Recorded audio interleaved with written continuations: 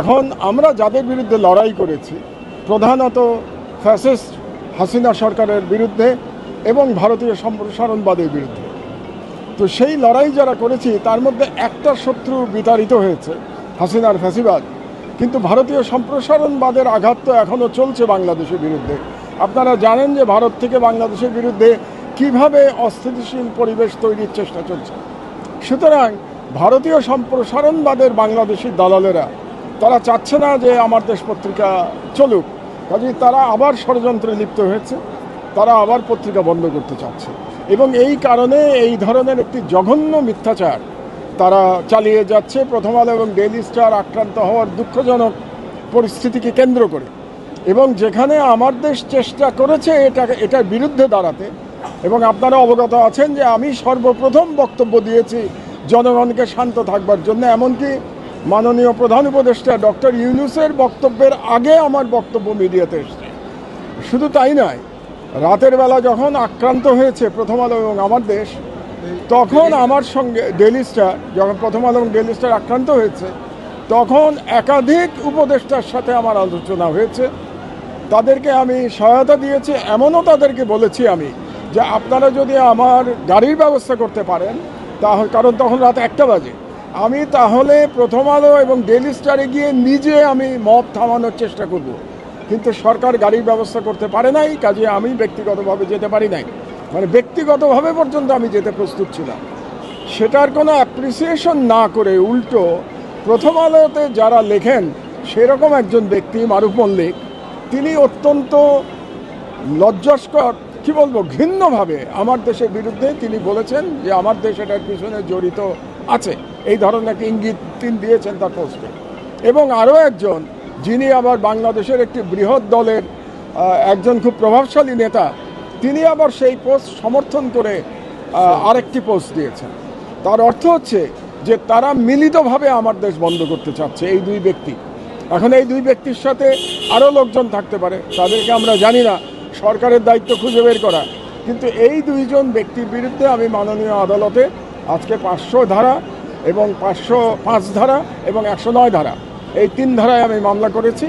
এবং 3 ধারার মধ্যে 500 এবং 109 ধারা মাননীয় আদালত নীতিগতভাবে গ্রহণ করেছেন। কিন্তু 505 ধারায় যেহেতু সরকারের একটা অ্যাপ্রুভাল লাগে, এই জন্যে তিনি আদেশ প্রদান এখন পরে আদেশ দেবেন। সম্ভবত 505 ধারার যে সরকারের যে অনুমতি লাগে সেই অনুমতির জন্য অপেক্ষা করবেন। এবং আমি এখন সরকারের কাছে 505 ধারায় অনুমতি দেওয়ার জন্য আমি আবেদন জানাবো। মাহমুদ ভাই, মানে আপনি বিগত সরকারের সময় টার্গেটে ছিলেন, এখনো কেন আপনি টার্গেটে? কারণ হচ্ছে যে দুর্ভাগ্যজনকভাবে বাংলাদেশে ভারতীয় সম্প্রসারণবাদ গত 50 বছর ধরে বিকশিত হয়েছে এবং ভারতীয় সম্প্রসারণবাদের বিরুদ্ধে আমার দেশ সর্বদা সচেতন থেকেছে এবং ভারতীয় ন্যারেটিভের বিরুদ্ধে একমাত্র আমার দেশ লড়াই করে। আপনারা খেয়াল করেছেন যে বাংলাদেশ বিরোধী যে প্রচারণা চলছে এখন ভারতে, সেই প্রচারণাগুলো বাংলাদেশের সব পত্রিকা বলতে গেলে নীরব থাকছে। একমাত্র আমার দেশ দিনের পর দিন এই প্রচারণার বিরুদ্ধে নিউজ করে চলেছে। প্রতিদিনের যদি লিড নিউজ আপনারা দেখেন তাহলে দেখবেন যে ভারতীয় ন্যারেটিভকে কিভাবে আমার দেশ চ্যালেঞ্জ করছে। কাজেই ভারত কখনো চাবে না যে আমার দেশ চলুক, আমার দেশ বন্ধ করে দেওয়াটাই তার উদ্দেশ্য হবে।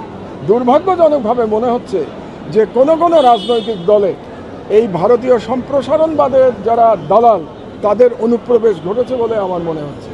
এবং যারা একসময় মজলুম ছিলেন এই সমস্ত দলগুলো, সেই মজলুমরাই এখন আবার আরেক মজলুম আমার দেশের বিরুদ্ধে ষড়যন্ত্রে লিপ্ত হয়েছে, যেটা খুব দুর্ভাগ্যজনক। এবং আমি আহ্বান জানাবো যে আমরা মিডিয়াতে একে অপরের প্রতি আমরা সহনশীল থাকব এবং আমরা একে অপরের অভিমত আমরা অ্যাকসেপ্ট নাও করতে পারি, কিন্তু আমরা লিখে এটার প্রতিবাদ জানাবো। আপনি যদি আমার বিরুদ্ধে কিছু লেখেন, আমি তার বিরুদ্ধে আপনার প্রতিবাদ জানাবো, কিন্তু আপনি কোনো রকম ষড়যন্ত্রে জড়িত হবেন না। এক, আর 2 নম্বর হলো যে আপনি কোনো রকম মিথ্যাচার করবেন না। এরকম মিথ্যা অভিযোগ করা হলে আমাদেরকে আইনে আমার তো আর জাস্টিস পাওয়ার আর কোনো জায়গা নেই।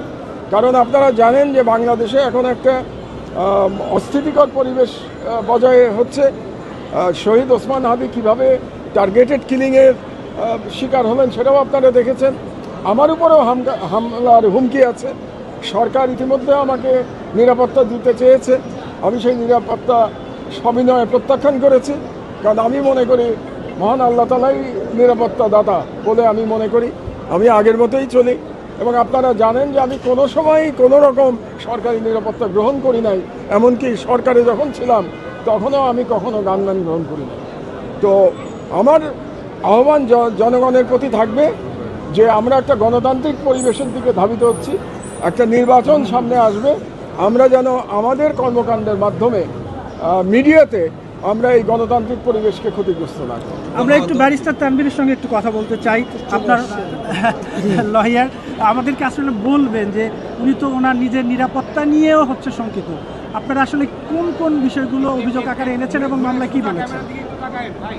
আমরা মামলায় বলেছি যে শহীদ ওসমান গনি মৃত্যুর সংবাদকে কেন্দ্র করে যে শরীফ ওসমান হাদির মৃত্যুর সংবাদকে কেন্দ্র করে যে অপ্রীতিকর ঘটনা ঘটেছিল সেটা থামানোর জন্য আজকে যিনি বাদী মাহমুদুর রহমান উনি সর্বপ্রথম তার পত্রিকায় লিখে উনি চেষ্টা করেছেন যে তারপরও যে আসামি দুইজন আছেন তারা শুধুমাত্র অস্থিতিশীল পরিস্থিতিকে আরও খারাপ করে তোলার জন্য এবং আমার দেশের বিরুদ্ধে মাহমুদুর রহমান সাহেবের বিরুদ্ধে ঘৃণা এবং বিদ্বেষ তৈরি করার জন্য তারা ফেসবুক পোস্টে এই ন্যাক্কারজনক ঘটনাকে তারা আমার দেশের সাথে জড়িত করেছে। তারা বলতে চেয়েছে যে প্রথম আলো পত্রিকায় আক্রমণের সাথে আমার দেশ জড়িত, যেটা পুরোপুরি মিথ্যা কথা। এই ধরনের মিথ্যা কথা বলে তারা যে অপমানিত করেছে আমার দেশ এবং মাহমুদুর রহমান সাহেবকে, এবং যে বিশৃঙ্খলা সৃষ্টি করার চেষ্টা করেছে, বিদ্বেষ সৃষ্টি করার চেষ্টা করেছে, সেটার বিচার চেয়ে আজকে বাদী আদালতে মামলা করেছেন। আদালত মামলাটা দেখেছেন, দেখে 505 ধারার জন্য প্রয়োজনীয় পদক্ষেপ নেওয়ার জন্য কি আদেশ দিতে হবে না আদেশ দিবেন।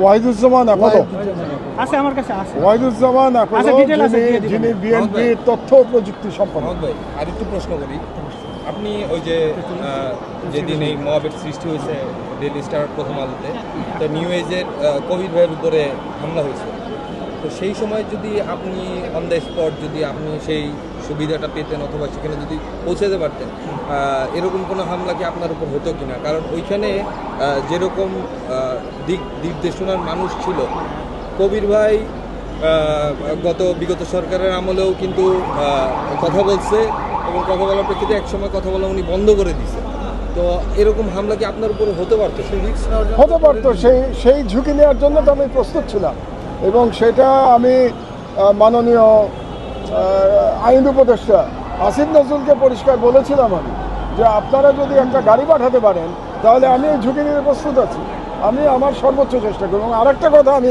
আসিফ নজরুল সাহেবকে বলেছিলাম যে আমি যদি আমার অফিসে এখন থাকতাম, আমি তখন বাসায় ফিরে গেছি রাত 1টা বাজে, যে অফিসে যদি থাকতাম তাহলে কোনো পাহারা ছাড়াই আমি ওখানে গিয়ে চেষ্টা করতাম তাদেরকে বাঁচানোর জন্য।